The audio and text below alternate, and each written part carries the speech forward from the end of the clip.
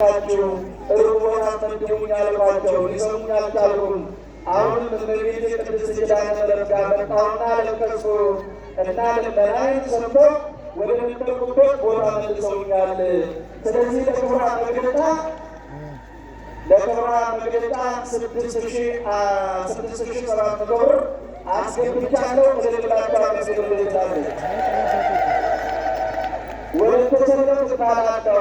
ቤተሰቤ ስለጠበቀችኝ፣ ስለባረከችኝ፣ ክፉ ነገርን ሁሉ ስላራቀችልኝ 500 ብር አስገብቻለሁ። ወለበሉና አመስግኑልኝ።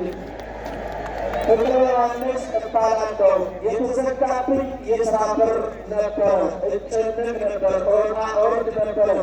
ከዛ መጨረሻ ላይ መጥቼ እመቤቴን ነገርኳት። ይህን የተዘጋብኝን የሥራ በር እባክሽ በእንባሽና በምልጃሽ ክፈችልኝ አልኳት። እናቴም ልመናዬን ሰምታ የተዘጋብኝን የሥራ በር ከፍታልኛለች። ስለዚህ አስገብቻለሁ።